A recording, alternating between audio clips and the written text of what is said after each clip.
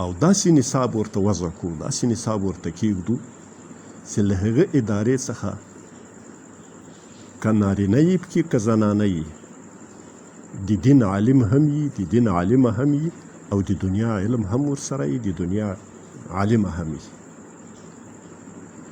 شهادتنامه یې داسې شهادتنامه یي چې هغه په حکومت کې هم کار کولی شي، ماموریت هم کولی شي، په یوه اداره کې هم کار کولی شي، په کمپیوټر باندې هم پوهېږي، یو امامت د مسجد هم کولی شي، خطابت د خطبې هم کولی شي، د جمعې هم کولی شي، او د دین له عقایدو هم خبري، د لمانځه له فرایضو هم خبري، له واجباتو او مفسداتو هم خبري، د روزې علم لري، په عقایدو باندې هم علم لري.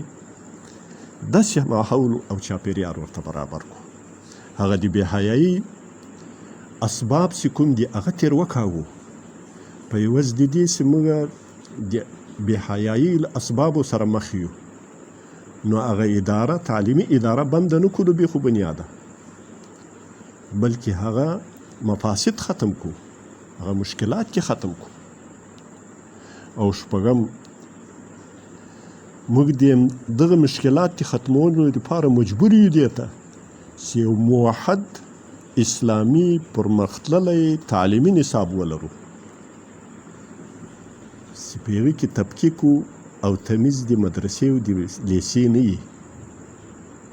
دا څه ضرورت ده چې دیني علوم به ځان ته زده کېږي او دنیوي علوم به ځان ته زده کېږي.